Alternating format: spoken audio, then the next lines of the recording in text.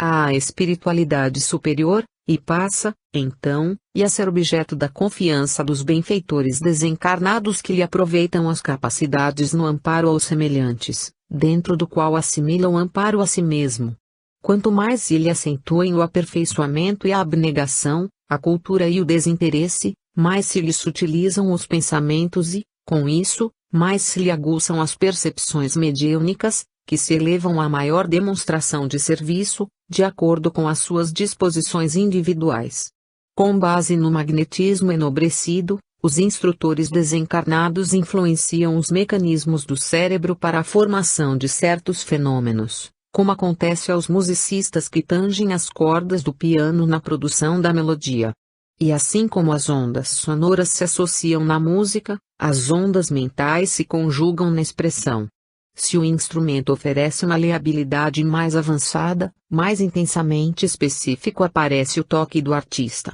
Nessa base, identificamos a psicografia, desde a estritamente mecânica até a intuitiva, a incorporação em graus diversos de consciência, as inspirações e premonições. Conjugação de ondas. Vemos que a conjugação de ondas mentais surge, presente, em todos os fatos mediúnicos. Atenta ao reflexo condicionado da prece, nas reuniões doutrinárias ou nas experiências psíquicas, a mente do médium passa a emitir as oscilações que lhe são próprias, as quais se entrosam aquelas da entidade comunicante, com vistas a certos fins. É natural, dessa forma, que as dificuldades da filtragem mediúnica se façam, às vezes, extremamente preponderantes, porquanto, se não há riqueza de material interpretativo no fulcro receptor, as mais vivas fulgurações angélicas passarão despercebidas para quem as procura, com sede da luz do além. Cabe-nos reconhecer que, excetuados os casos especiais, em que o medianeiro e a entidade espiritual se completam de modo perfeito, na maioria das circunstâncias, apesar da integração mental profunda entre um e outro, quase toda a exteriorização fisiológica no intercâmbio pertence ao médium, cujos traços característicos, via de regra, assinalarão as manifestações até que a força psíquica da humanidade se mostre mais intrinsecamente aperfeiçoada, para a mais aprimorada evidência do plano superior. Clarividência e clareaudiência. Idêntico mecanismo preside os fenômenos da clarividência e da clareaudiência, porquanto, pela associação avançada dos raios mentais entre a entidade e o médium dotado de mais amplas percepções visuais e auditivas, a visão e a audição se fazem diretas, do recinto exterior para o campo íntimo, graduando-se, contudo, em expressões variadas. Escasseando os recursos ultrassensoriais, surgem nos médiums dessa categoria a evidência e a audição internas, mais entranhadamente radicadas na conjugação de ondas. Atuando sobre os raios mentais do medianeiro, o desencarnado transmite-lhe quadros e imagens, valendo-se dos centros autônomos da visão profunda, localizados no diencéfalo, ou lhe comunica vozes e sons, utilizando-se da cóclea, tanto mais perfeitamente quanto mais intensamente se verifique a complementação vibratória nos quadros de frequência das ondas, ocorrências essas nas quais se afigura ao médium possuir um espelho na intimidade dos olhos ou uma caixa acústica na profundez dos ouvidos. 19. Ideoplastia. No sono provocado.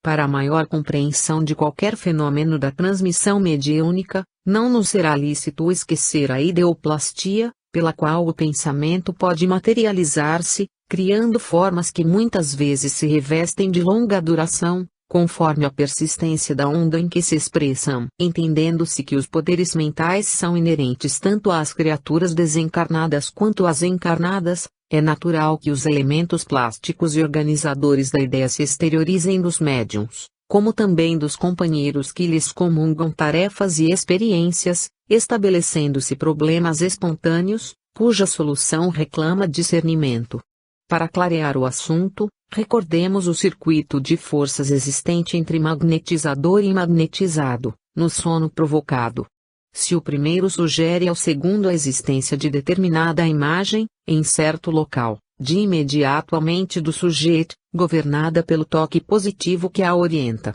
concentrará os próprios raios mentais no ponto indicado, aí plasmando o quadro sugerido, segundo o princípio da reflexão, pelo qual, como no cinematógrafo, a projeção de cenas repetidas mantém a estabilidade transitória da imagem, com o movimento e som respectivos. O hipnotizado contemplará, então, o desenho estabelecido, nas menores particularidades de tessitura, e se o hipnotizador, sem preveni-lo, lhe coloca um espelho à frente, o sensitivo para logo demonstra insopitável assombro, ao fitar a gravura em dupla exibição, porquanto a imagem refletida parecer-lhe-á tão real quanto a outra.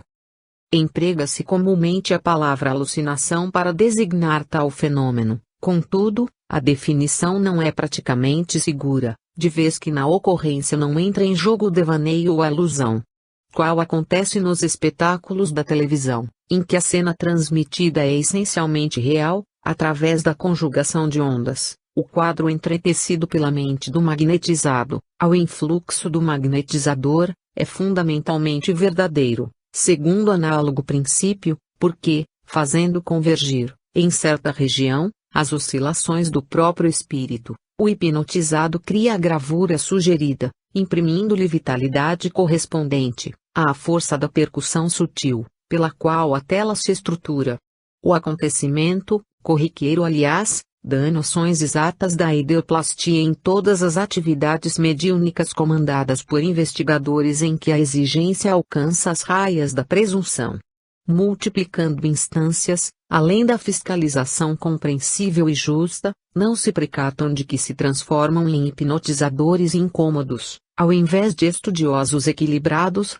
interferindo no circuito de energias mantido entre o benfeitor desencarnado e o servidor encarnado, obstando, assim, a realização de programas do plano superior, com vistas à identificação e revelação da espiritualidade maior.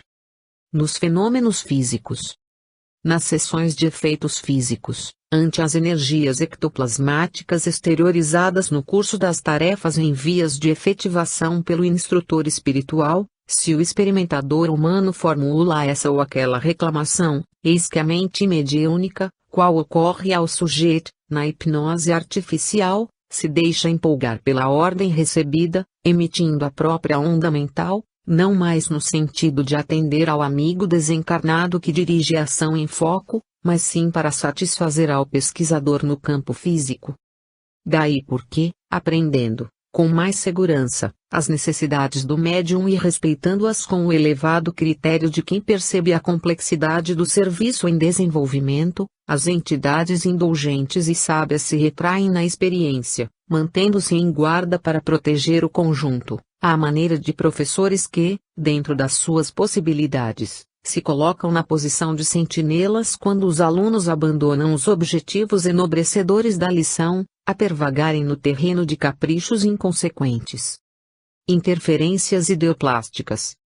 Mentalizemos o orientador desencarnado, numa sessão de ectoplasmia regularmente controlada, quando esteja constituindo a forma de um braço com os recursos exteriorizados do médium, a planejar maior desdobramento do trabalho em curso. Se, no mesmo instante, o experimentador terrestre, tocando a forma tangível, solicita, por exemplo, uma pulseira, quer uma pulseira no braço, de imediato a mente do médium recolhe o impacto da determinação e, em vez de prosseguir sob o controle benevolente do operador desencarnado, passa a obedecer ao investigador humano, centralizando, de modo inconveniente, a própria onda mental induzida sobre o braço já parcialmente materializado, aí plasmando a pulseira, nas condições reclamadas. Surgida a interferência, o serviço da esfera espiritual sofre enorme dificuldade de ação, diminuindo-se o proveito da Assembleia encarnada.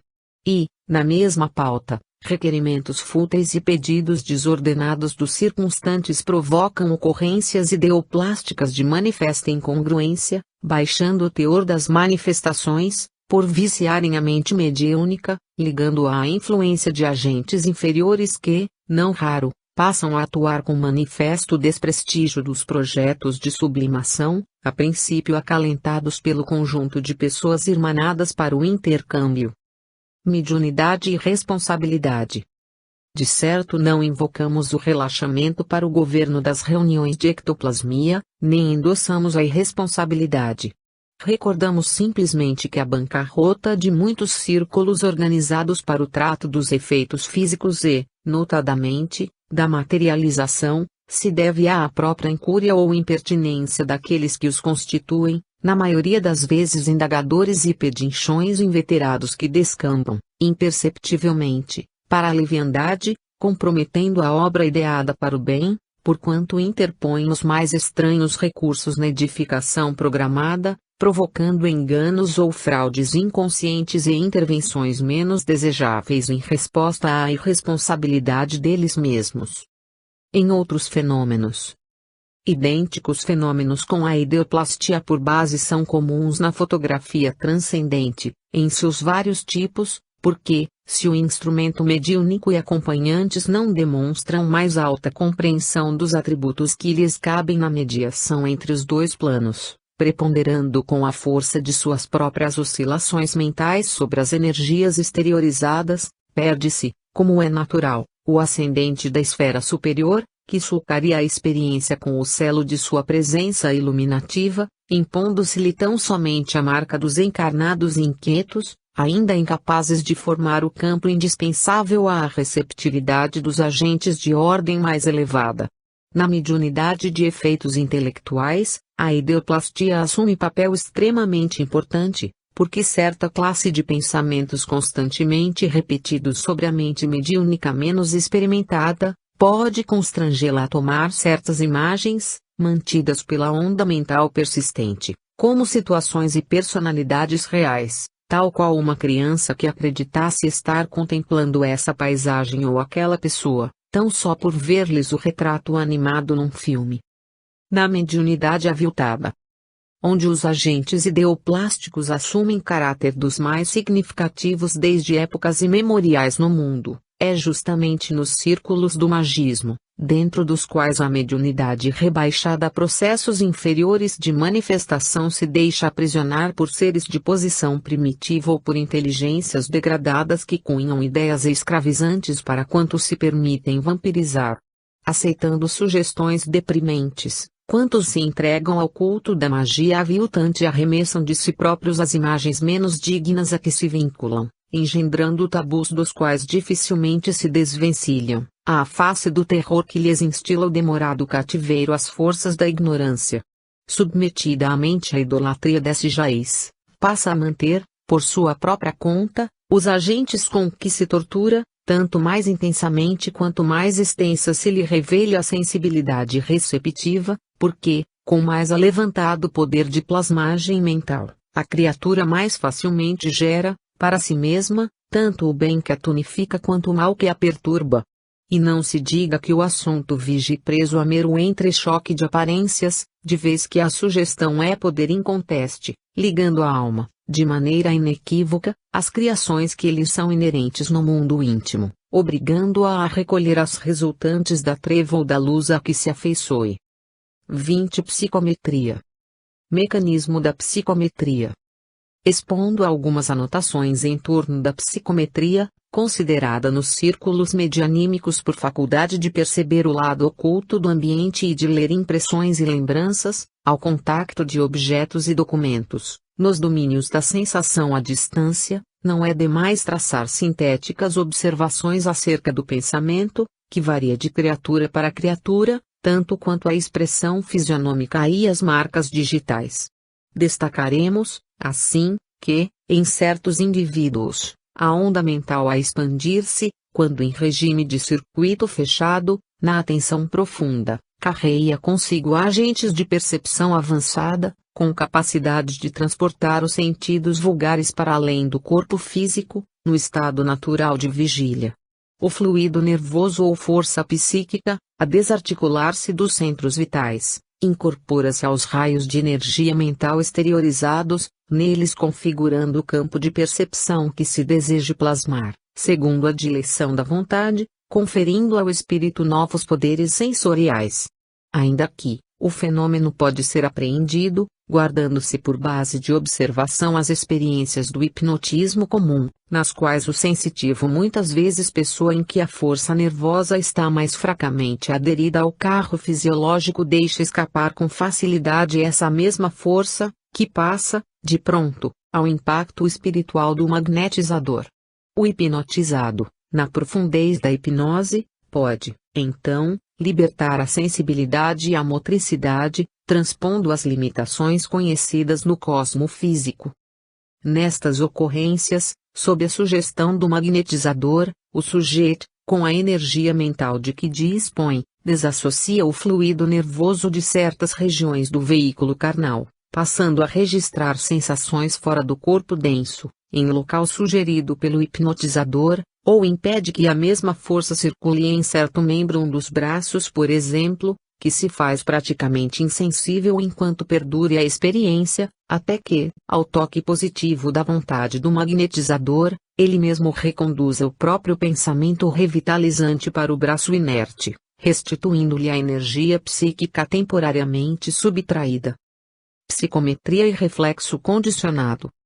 Nas pessoas dotadas de forte sensibilidade, basta o reflexo condicionado, por intermédio da oração ou da centralização de energia mental, para que, por si mesmas, desloquem mecanicamente a força nervosa correspondente a esse ou aquele centro vital do organismo fisiopsicossomático, entrando em relação com outros impérios vibratórios, dos quais extraem o material de suas observações psicométricas. Aliás, é imperioso ponderar que semelhantes faculdades, plenamente evidenciadas nos portadores de sensibilidade mais extensamente extroversível, esboçam-se, de modo potencial, em todas as criaturas, através das sensações instintivas de simpatia ou antipatia com que se acolhem ou se repelem umas às outras, na permuta incessante de radiações. Pela reflexão, cada inteligência pressente, diante de outra, se está sendo defrontada por alguém favorável ou não à direção nobre ou deprimente que escolheu para a própria vida.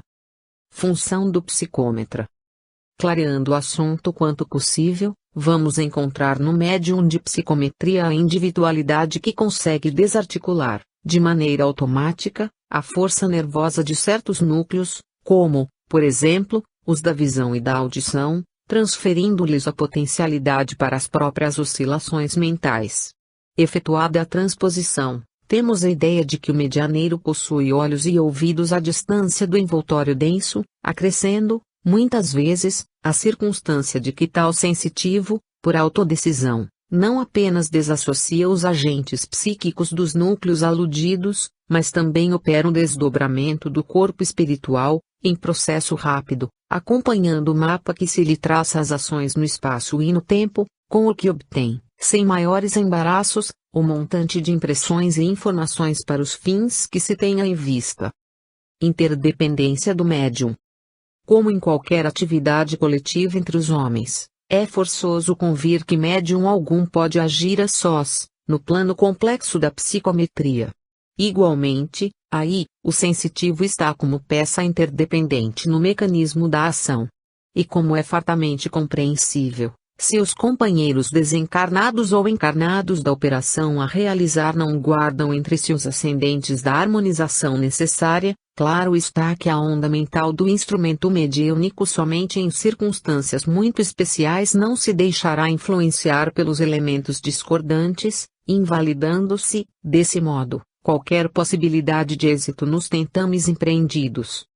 Nesse campo, as formas pensamentos adquirem fundamental importância, porque todo objeto deliberadamente psicometrado já foi alvo de particularizada atenção. Quem apresenta ao psicômetra um pertence de antepassados, na maioria das vezes já lhe invocou a memória e, com isso, quando não tenha atraído para o objeto o interesse afetivo, no plano espiritual, terá desenhado mentalmente os seus traços ou quadros alusivos às reminiscências de que disponha, estabelecendo, assim, recursos de indução para que as percepções ultrassensoriais do médium se lhe coloquem no campo vibratório correspondente.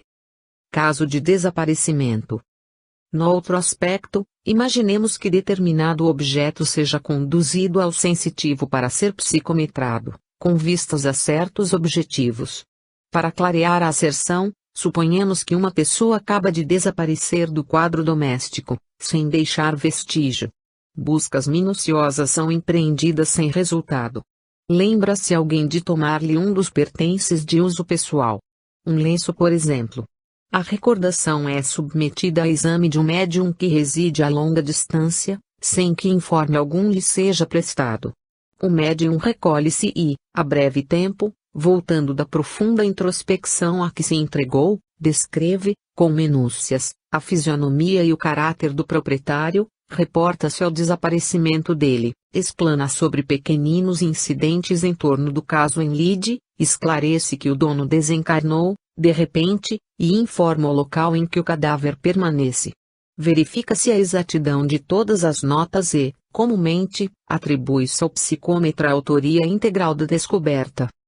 Entretanto, analisado o episódio do plano espiritual, outras facetas ele revela à visão do observador. Desencarnado amigo a que aludimos, afeições que ele possua na esfera extrafísica interessam-se em ajudá-lo, auxílio esse que se estende, naturalmente, à sua equipe doméstica. Pensamentos agoniados daqueles que ficaram e pensamentos ansiosos dos que residem na vanguarda do espírito entrecruzam-se na procura movimentada. Alguém sugere a remessa do lenço para investigações psicométricas e a solução aparece coroada de êxito. Os encarnados veem habitualmente apenas o sensitivo que entrou em função, mas se esquecem, não raro, das inteligências desencarnadas que se lhe incorporam à onda mental, fornecendo-lhe todos os avisos e instruções, atinentes ao feito.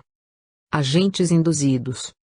Todos os objetos e ambientes psicometrados são, quase sempre, francos mediadores entre a esfera física e a esfera extrafísica, à maneira de agentes fortemente induzidos, estabelecendo fatores de telementação entre os dois planos. Nada difícil, portanto, entender que, ainda aí, prevalece o problema do merecimento e da companhia. Se o consulente e o experimentador não se revestem de qualidades morais respeitáveis para o encontro do melhor a obter, podem carrear à presença do sensitivo elementos desencarnados menos afins com a tarefa superior a que se propõe. Se o intermediário humano não está espiritualmente seguro, a consulta ou a experiência resulta em fracasso perfeitamente compreensível.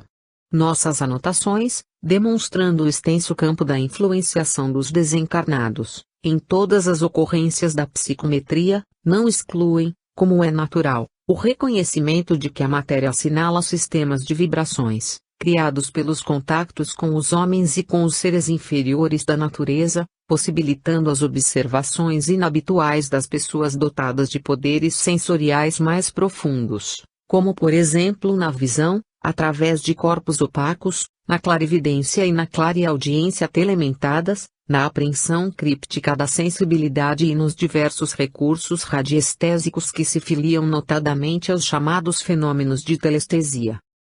21 Desdobramento. No sono artificial. Enfileirando algumas anotações com respeito ao desdobramento da personalidade, consoante as nossas referências ao hipnotismo comum, recordemos ainda o fenômeno da hipnose profunda, entre o magnetizador e o sensitivo. Quem possa observar além do campo físico, reparará, à medida se afirme a ordem do hipnotizador, que se escapa abundantemente do tórax do sujeito, caído em transe, um vapor branquicento que, em se condensando qual nuvem inesperada, se converte, habitualmente à esquerda do corpo carnal, numa duplicata dele próprio, quase sempre em proporções ligeiramente dilatadas. Tal seja o potencial mais amplo da vontade que o dirige, o sensitivo, desligado da veste física, passa a movimentar-se e, ausentando-se muita vez do recinto da experiência, atendendo a determinações recebidas, pode efetuar apontamentos a longa distância ou transmitir notícias, com vistas a certos fins. Seguindo-lhe a excursão, vê-lo-emos, porém, constantemente ligado ao corpo somático por fio tenuíssimo, fio este muito superficialmente comparável, de certo modo, à onda do radar, que pode vencer imensuráveis distâncias, voltando, inalterável, ao centro emissor, não obstante sabermos que semelhante confronto resulta de todo impróprio para o fenômeno que estudamos no campo da inteligência. Nessa fase, o paciente executa as ordens que recebeu, desde que não constituam desrespeito evidente à sua dignidade moral, trazendo informes valiosos para as realidades do espírito.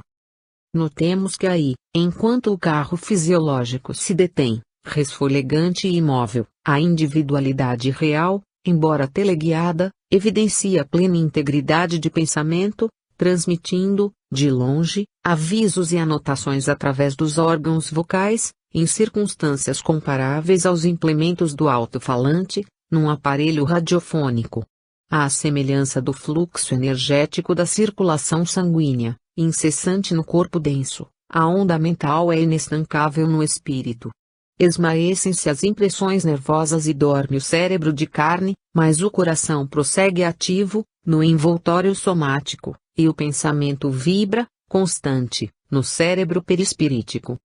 No sono natural. Na maioria das situações, a criatura, ainda extremamente aparentada com a animalidade primitivista, tem a mente como que voltada para si mesma, em qualquer expressão de descanso, tomando o sono para claustro remansoso das impressões que lhe são agradáveis, qual criança que, à solta, procura simplesmente o objeto de seus caprichos. Nesse ensejo, configura na onda mental que lhe é característica as imagens com que se acalenta, sacando da memória a visualização dos próprios desejos, imitando alguém que improvisasse miragens, na antecipação de acontecimentos que aspira a concretizar. Atreita ao narcisismo, tão logo demande o sono, quase sempre se detém justaposta ao veículo físico, como acontece ao condutor que repousa ao pé do carro que dirige, entregando-se à volúpia mental com que alimenta os próprios impulsos afetivos, enquanto a máquina se refaz.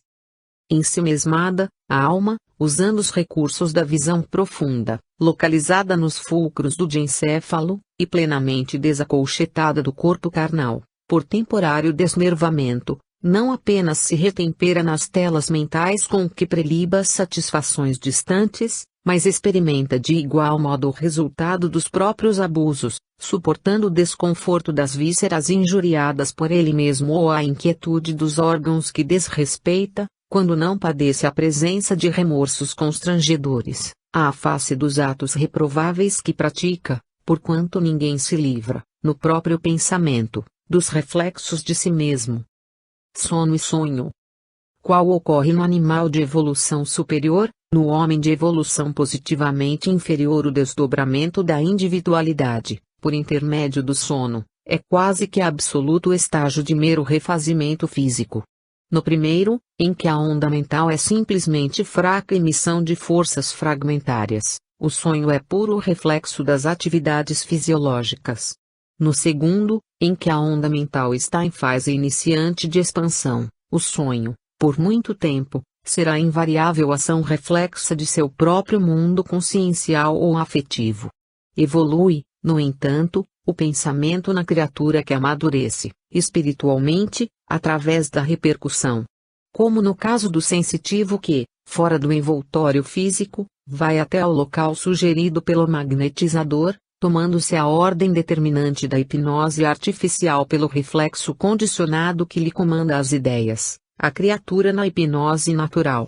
fora do veículo somático, possui no próprio desejo o reflexo condicionado que lhe circunscreverá o âmbito da ação além da roupagem fisiológica, alongando-se até ao local em que se lhe vincula o pensamento. O homem do campo, no repouso físico, supera os fenômenos hipnagógicos e volta à gleba que semeou, contemplando aí, em espírito, a plantação que lhe recolhe o carinho. O artista regressa à obra a que se consagra, mentalizando-lhe o aprimoramento, o espírito maternal se aconchega ao pé dos filhinhos que a vida lhe confia, e o delinquente retorna ao lugar onde se encarcera a dor do seu arrependimento. Atravessada a faixa das chamadas imagens utópticas, exteriorizam de si mesmos os quadros mentais pertinentes à atividade em que se concentram, com os quais angariam a atenção das inteligências desencarnadas que com eles se afinam, recolhendo sugestões para o trabalho em que se empenham, muito embora, à distância da veste somática, frequentemente procedam ao modo de crianças conduzidas ao ambiente de pessoas adultas, mantendo-se entre as ideias superiores que recebem e as ideias infantis que lhes são próprias,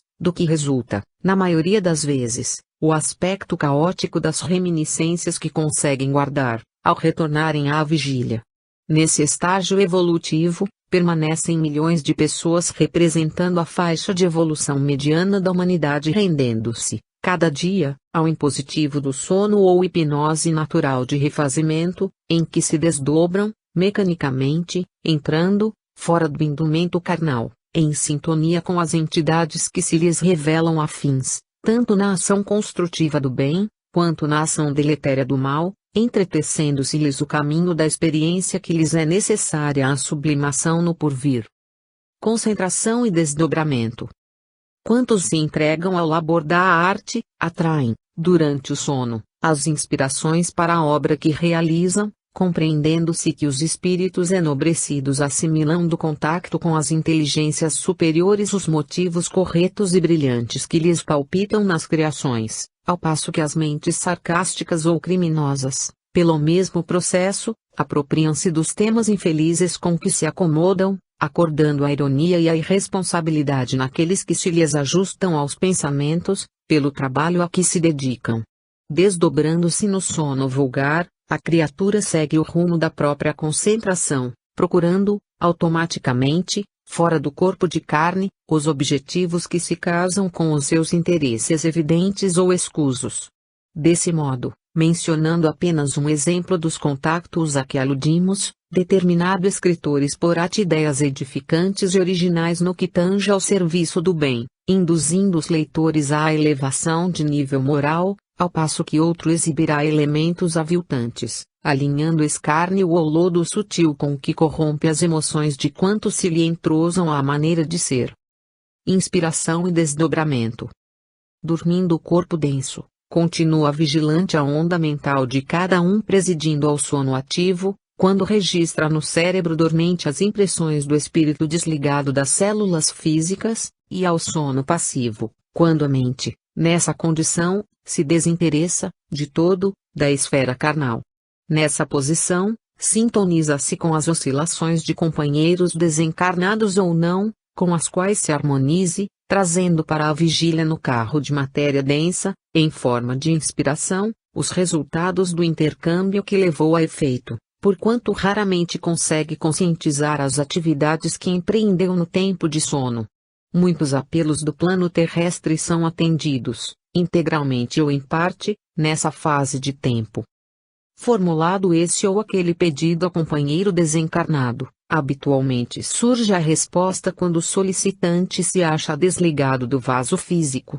Entretanto, como nem sempre o cérebro físico está em posição de fixar o encontro realizado ou a informação recebida, os remanescentes da ação espiritual, entre encarnados e desencarnados, permanecem, naqueles espíritos que ainda se demorem chumbados à terra, à afeição de quadros simbólicos ou de fragmentárias reminiscências, quando não sejam na forma de súbita intuição, a expressarem, de certa forma, o socorro parcial ou total que se mostrem capazes de receber. Desdobramento e mediunidade. As ocorrências referidas vigem na conjugação de ondas mentais, porque apenas excepcionalmente consegue a criatura encarnada desvencilhar-se de todas as amarras naturais a que se prende, adstrita às conveniências e necessidades de redenção ou evolução que lhe dizem respeito. É imperioso notar, porém, que considerável número de pessoas, principalmente as que se adestraram para esse fim, efetuam incursões nos planos do espírito, transformando-se, muitas vezes, em preciosos instrumentos dos benfeitores da espiritualidade, como oficiais de ligação entre a esfera física e a esfera extrafísica. Entre os médiums dessa categoria, surpreenderemos todos os grandes místicos da fé, portadores de valiosas observações e revelações para quantos se decidam marchar ao encontro da verdade e do bem.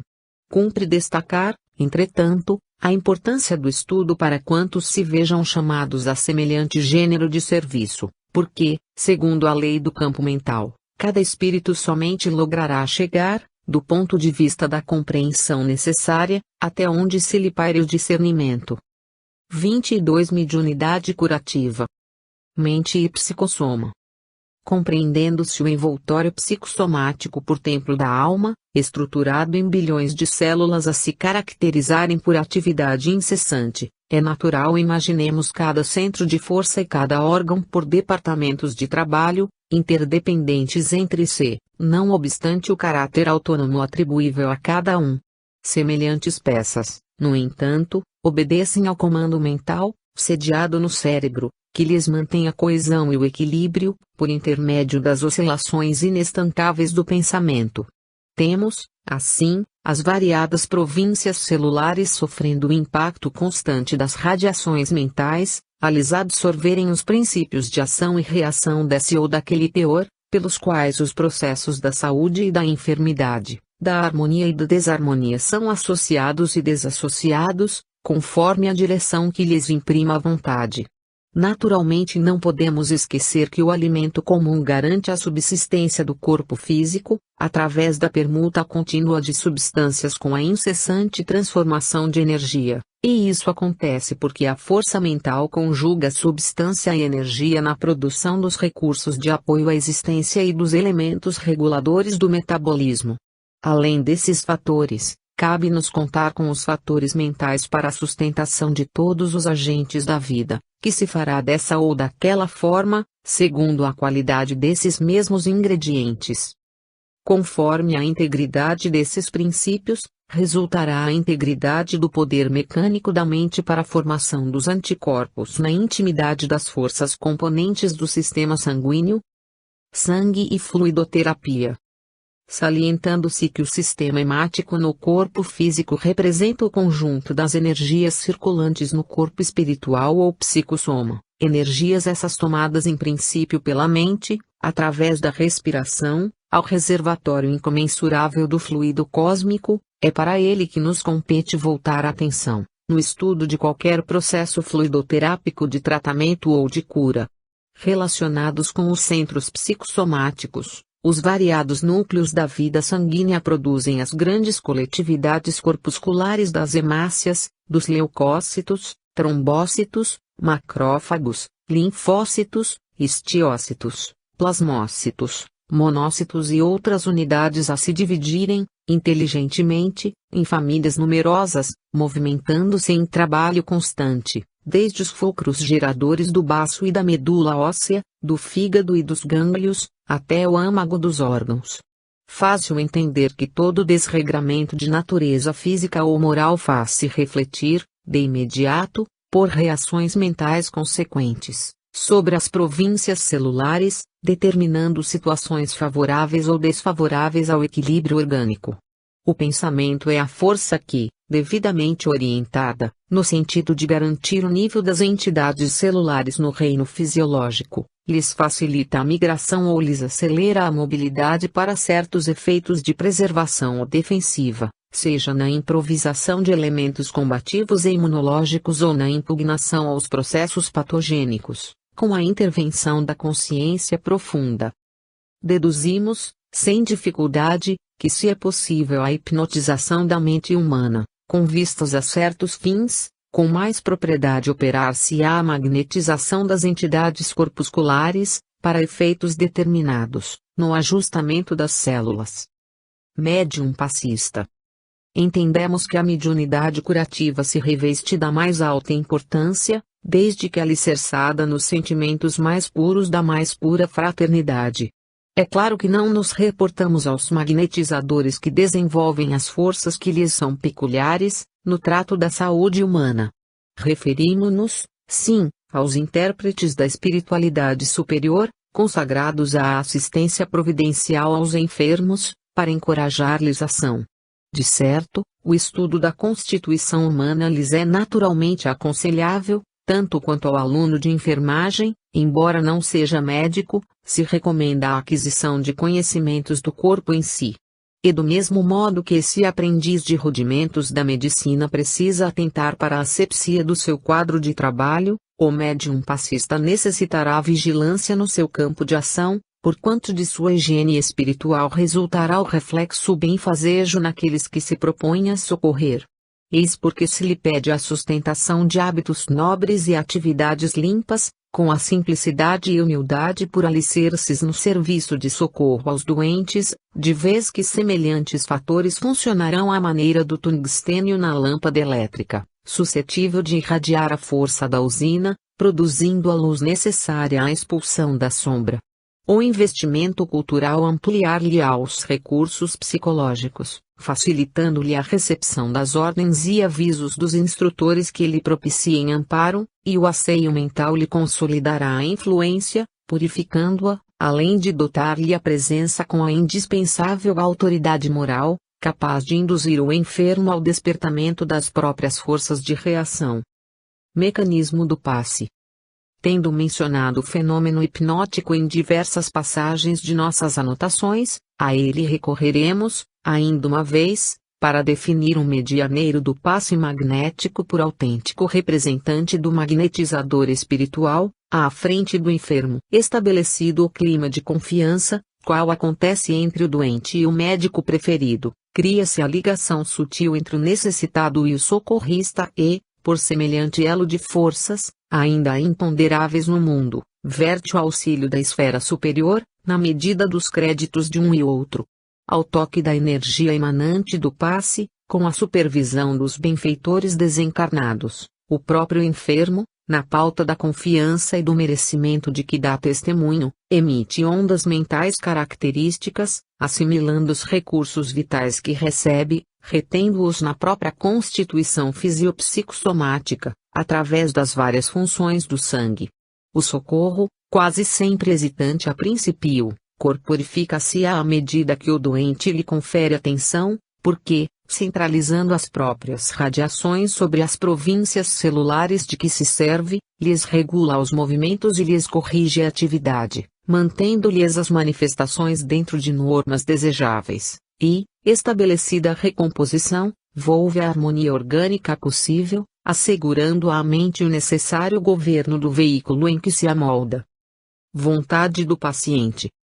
O processo de socorro pelo passe é tanto mais eficiente quanto mais intensa se faça a adesão daquele que lhe recolhe os benefícios, de vez que a vontade do paciente, erguida ao limite máximo de aceitação, determina sobre si mesmo mais elevados potenciais de cura. Nesse estado de ambientação, ao influxo dos passes recebidos, as oscilações mentais do enfermo se condensam, mecanicamente, na direção do trabalho restaurativo, passando a sugeri-lo às entidades celulares do veículo em que se expressam, e os milhões de corpúsculos do organismo fisiopsicossomático tendem a obedecer, instintivamente, às ordens recebidas, sintonizando-se com os propósitos do comando espiritual que os agrega.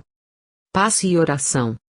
O passe, como gênero de auxílio, invariavelmente aplicável sem qualquer contraindicação, é sempre valioso no tratamento devido aos enfermos de toda classe, desde as criancinhas tenras aos pacientes em posição provecta na experiência física, reconhecendo-se, no entanto, ser menos rico de resultados imediatos nos doentes adultos que se mostrem jungidos à inconsciência temporária, por desajustes complicados do cérebro. Esclareçamos, porém, que, em toda situação e em qualquer tempo, cabe ao médium passista buscar na prece o fio de ligação com os planos mais elevados da vida, porquanto, através da oração, contará com a presença sutil dos instrutores que atendem aos mistérios da providência divina, a lhe utilizarem os recursos para a extensão incessante do eterno bem.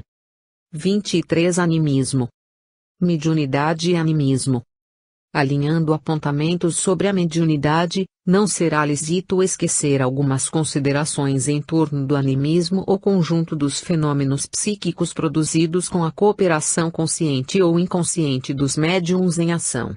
Temos aqui muitas ocorrências que podem repontar nos fenômenos mediúnicos de efeitos físicos ou de efeitos intelectuais, com a própria inteligência encarnada comandando manifestações ou delas participando com diligência, numa demonstração de que o corpo espiritual pode efetivamente desdobrar-se e atuar com os seus recursos e implementos característicos, como consciência pensante e organizadora, fora do carro físico. A verificação de semelhantes acontecimentos criou entre os opositores da doutrina espírita as teorias de negação, porquanto, admitida a possibilidade de o próprio espírito encarnado poder atuar fora do traje fisiológico, apressaram-se os cépticos inveterados a afirmar que todos os sucessos medianímicos se reduzem à influência de uma força nervosa que efetua, fora do corpo carnal, determinadas ações mecânicas e plásticas, configurando, ainda, alucinações de variada espécie. Todavia, os estardalhaços e pavores levantados por esses argumentos indébitos, arredando para longe o otimismo e a esperança de tantas criaturas que começam confiantemente a iniciação nos serviços da mediunidade, não apresentam qualquer significado substancial, porque é forçoso ponderar que os espíritos desencarnados e encarnados não se filiam a raças antagônicas que se devam reencontrar em condições miraculosas. Semelhanças das criaturas. Somos necessariamente impelidos a reconhecer que, se os vivos da Terra e os vivos do além respirassem climas evolutivos fundamentalmente diversos, a comunicação entre eles resultaria de todo impossível, pela impraticabilidade do ajuste mental. Seres em desenvolvimento para a vida eterna, uns e outros guardam consigo, seja no plano extrafísico, preparando o retorno ao campo terrestre, ou no plano físico, em direção à esfera espiritual, faculdades adquiridas no vasto caminho da experiência, as quais lhes servirão de recursos à percepção no ambiente próximo. Tem cada espírito, em vias de reencarnação, todos os meios de que já se muniu para continuar no círculo dos encarnados o trabalho de aperfeiçoamento que lhe é próprio, conservando-os potencialmente no feto, tanto quanto possui o espírito encarnado todas as possibilidades que já entesourou em si mesmo para prosseguir em suas atividades no plano espiritual, depois da morte. Assinalada essa observação, é fácil anotar que a criatura na Terra partilha, assim, até certo ponto, dos sentidos que caracterizam a criatura desencarnada, nas esferas imediatas à experiência humana, conseguindo, às vezes, desenfaixar-se do corpo denso e proceder como a inteligência desenlinhada do indumento carnal ou, ainda, obedecer aos ditames dos espíritos desencarnados, como agente mais ou menos fiel de seus desejos. Encontramos, nessa base, a elucidação clara de muitos dos fenômenos do faquirismo vulgar, em que o espírito encarnado, ao desdobrar-se, pode provocar, em relativo estado de consciência, certa classe de fenômenos físicos, enquanto o corpo carnal se demora na letargia comum. Obsessão e animismo. Muitas vezes, conforme as circunstâncias, qual ocorre no fenômeno hipnótico isolado, pode cair a mente nos estados anômalos de sentido inferior, dominada por forças retrógradas que a imobilizam, temporariamente, em atitudes estranhas ou indesejáveis. Nesse aspecto, surpreendemos multiformes processos de obsessão, nos quais inteligências desencarnadas de grande poder senhoreiam vítimas inabilitadas à defensiva, detendo-as, por tempo indeterminado, em certos tipos de recordação, segundo as dívidas kármicas a que se acham presas. Frequentemente, pessoas encarnadas, nessa modalidade de provação regeneradora, são encontráveis nas reuniões mediúnicas, mergulhadas nos mais complexos estados emotivos, quais se personificassem entidades outras, quando, na realidade, exprimem a si mesmas, a emergirem da subconsciência nos trajes mentais em que se externavam noutras épocas, sob o fascínio constante dos desencarnados que as subjugam. Animismo e hipnose. Imaginemos um sensitivo a quem o magnetizador intencionalmente fizesse recuar até esse ou aquele marco do pretérito, pela deliberada regressão da memória, e o deixasse nessa posição durante semanas, meses ou anos a fio, e teremos exata compreensão dos casos mediúnicos em que a tese do animismo é chamada para a explicação necessária.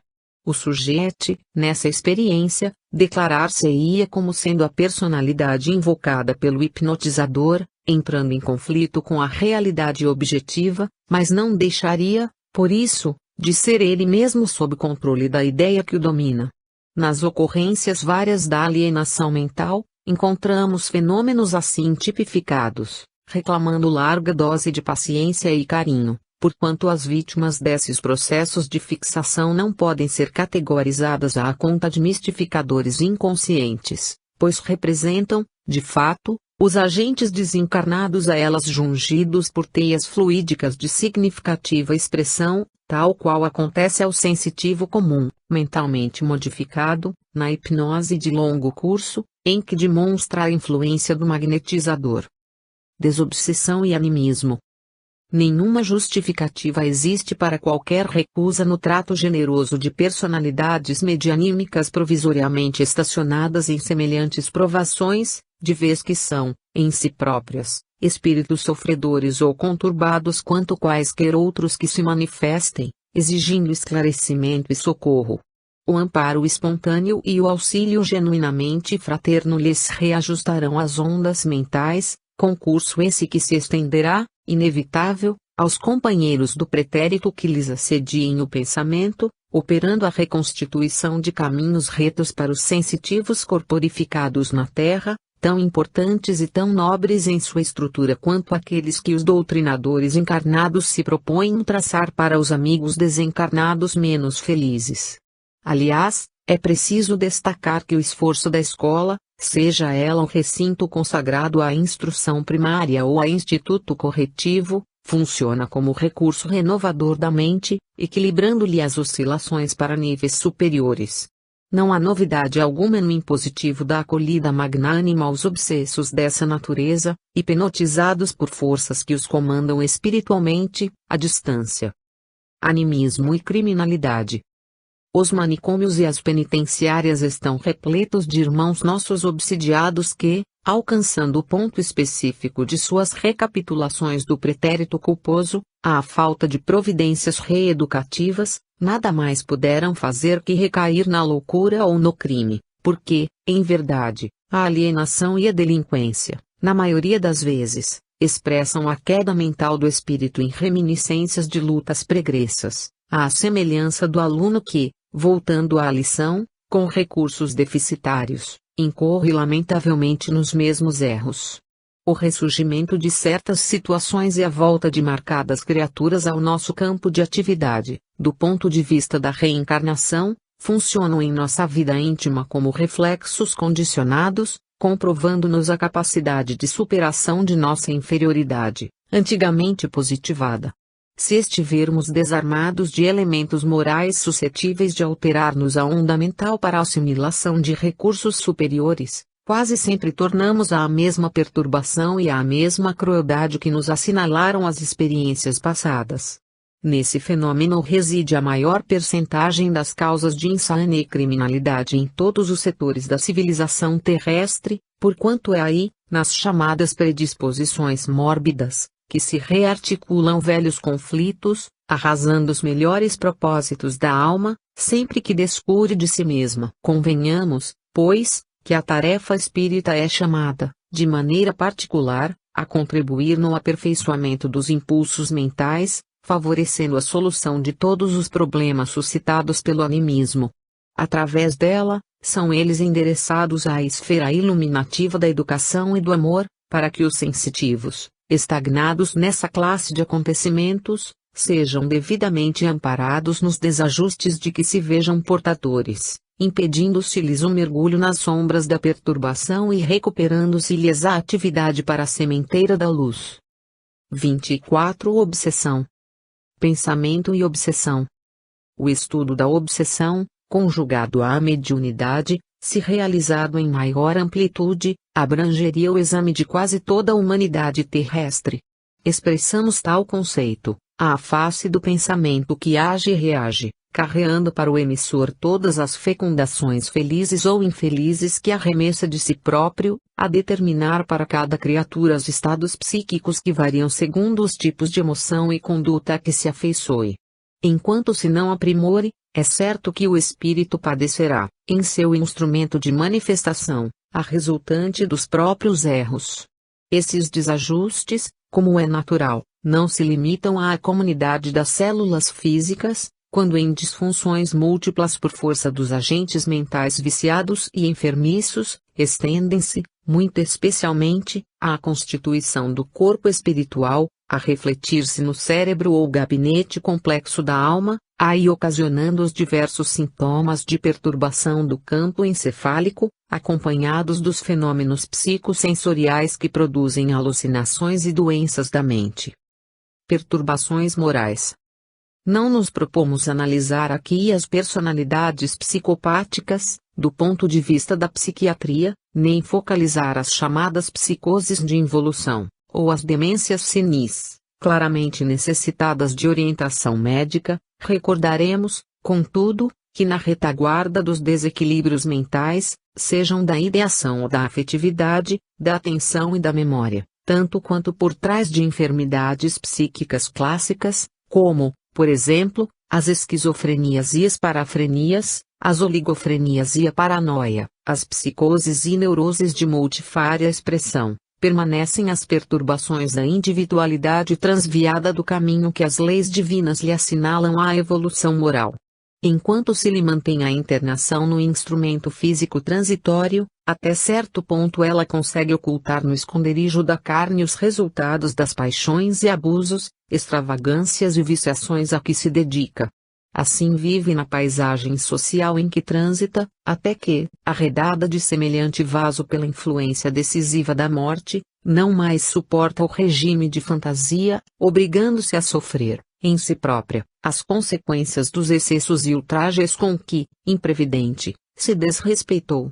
Torturada por suas próprias ondas desorientadas, a reagirem, incessantes, sobre os centros e mecanismos do corpo espiritual, cai a mente nas desarmonias e fixações consequentes e, porque o veículo de células extrafísicas que a serve, depois da morte, é extremamente influenciável, ambienta nas próprias forças os desequilíbrios que a senhoreiam, consolidando-se-lhe, desse modo, as inibições que, em futura existência, dominar-lhe-ão temporariamente a personalidade, sob a forma de fatores mórbidos, condicionando as disfunções de certos recursos do cérebro físico, por tempo indeterminado.